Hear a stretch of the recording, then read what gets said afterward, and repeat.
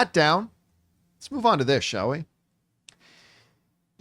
Everybody knows at this point, but in case you haven't, HBO and Max are developing a Harry Potter series that each season is going to cover one book.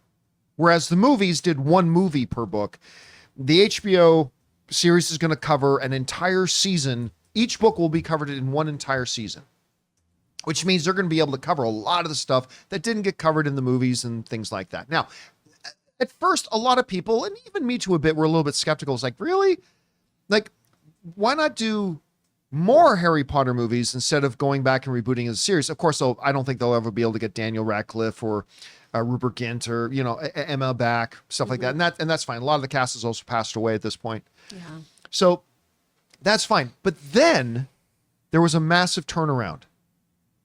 They announced the showrunners, and it's like the top of the top best people in the business.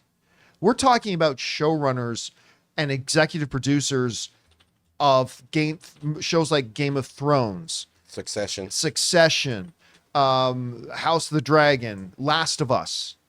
Like, these showrunners and producers who were involved in making some of the absolute best television we've had in years came on board. And all of a sudden, a lot of us went, oh, like, they're really serious about this. Like, they are dead serious about this. And all of a sudden, the narrative started to turn. And now there's a few people actually starting, like myself, starting to get excited about this series. Actually, biggest Harry Potter fan I know, like psychotic, like actually the theme of their wedding was a Harry Potter themed wedding. Our friend, Olympic gold medalist Cody Miller, I was just talking to him on the phone like 2 or 3 days ago. He's crazy excited for this show. And he's the hardest of hardcore Harry Potter. He's the guy who, when I had a spare ticket to go see the Fantastic Beasts movie, he literally got on a plane and flew from Indiana to LA that day so he could go see the screening with me, and then flew back. Hardest of hardcore Harry Potter fans, and he's really excited about this show. Anyway, it looks like other people now want to get in on this Harry Potter stuff, including Comcast, who, according to a story in Variety, is suing Warner Brothers so they can partner with them on the Harry Potter series and other things. The basic principle here of this lawsuit is that Comcast, and mainly through their subsidiary Sky over in the UK, they claim they have a deal with Warner Brothers that allows them to partner on up to 4 different projects a year with them. However, that's Comcast calling. I'm expecting an important phone call, but that's not who it is, so I have to keep my phone on. Unfortunately, though, they were not invited to be a part of the Harry Potter series, and they want in.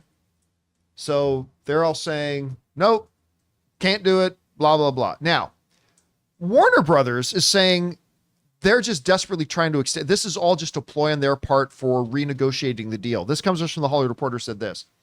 In a statement, a spokesperson for Warner said that the disputed licensing agreements expire at the end of 2025, which is before the Harry Potter series comes out, and that the lawsuit is a baseless attempt by Sky and Comcast to try and gain leverage in its negotiations for our programming beyond that date.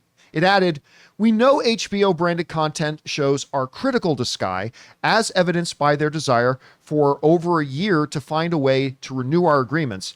And this lawsuit makes it clear that Sky is deeply concerned, is deeply concerned about the viability of its business were it to lose our award-winning content." Now look, to me, the thing that is interesting about this is not two corporate giants fighting. That happens all the time. That's not really of big interest to me. What is of interest to me is what they're fighting over. And what started again, I just think the narrative of this whole new Harry Potter series has very gradually, but is very definitively changing. Again, from at first when it was announced to a lot of people going, oh, that seems desperate. Why are they doing that? That's weird. To over the course of just a couple of months now, with some big announcements and certain people getting involved and all that kind of stuff, the narrative of it has changed. And you're now definitely starting to feel some anticipation starting to build for this. So much so that now other companies are really wanting to get on board. I'm going to tell you this right now. There's no way in hell HBO co-produces this with Comcast. No. They'll never going to allow that to happen. Absolutely not. And it might not even be what Comcast wants. It might be that Comcast just really wants the rights to be the network that carries it in the UK. But Max UK, which does not exist right now, will probably be up and online by the time this Harry Potter show comes out. And Sky wants to be the ones to distribute it, and they don't, and that's probably what this is about. But anyway, guys, we want to take a second to thank a sponsor of today's video, Dollar Shave Club. Hello there, my fellow handsome gentlemen. Nice face you shaved there. Whether you're going smooth shaven or maintaining a beard, Dollar Shave Club offers shave and grooming products that are always high quality, but never overpriced. If you like to wet shave for that clean, close shave, they've got the Club Series 6 Blade Razor, a shave so comfy your skin will take a nap. 6 stainless steel blades for our closest and most comfortable shave, with a vitamin E infused lubricant strip for comfort and glide, and precision trimmer for precise detailing. Their amazing shave butter, clear view smooth glide, designed for precision. Shave butter is a translucent shaving cream alternative that allows you to see exactly where you're shaving. Bonus, it has long lasting lubrication that helps soften whiskers for maximum glide and leaves your skin feeling hydrated. But don't take our word for it. Try it for yourself. You can visit their site right now for 20% off, $20 or more, and get your products delivered right to your door. Visit dollarshaveclub.com/Campea and use promo code Campea for 20% off, $20 or more. And remember, however you shave, Dollar Shave Club is here to help you stay handsome. Chris, to me, the interesting thing here is about the momentum and the changing narrative about the Harry Potter franchise. What have you been feeling about that? And what does this story do, if anything, to change your perception of it? I mean, the big thing that I keep focusing on this is that these agreements expire in 2025. So it just feels like this big Hail Mary move of trying to grasp at straws for relevance and getting some kind of little slice of that pie. It doesn't seem like it has any validity, but I don't know these contracts well enough to actually have like a firm stance on all of this. Yeah, I haven't read them. You know, I have no idea what's all in them. And as you guys know, I am usually not, oh, David Zaslav can do no wrong. I'm usually kind of the voice of dissent on this. But this is one where I go, oh, Sky, that's precious. I don't think you're doing what you're supposed to here, though. As far as this goes in regards to Harry Potter, though, I mean, it just also shows that people desperately believe that this is going to be a wonderful hit and that they want to be a part of it. And it still is a franchise that has some serious legs on it. So I absolutely understand why if somebody could get a piece of that, they would go after it. But honestly, I just don't know enough about the inner minutia of this to really weigh in too much. You know, it's still crazy to me. Ann and I, we love going to Universal Studios Hollywood. Same. Especially, I mean, they're fabulous. They've got the Wizarding World of Harry Potter. Now they've got the Nintendo World, which is awesome. It's so fun. Have you had a chance to ride the Mario Kart?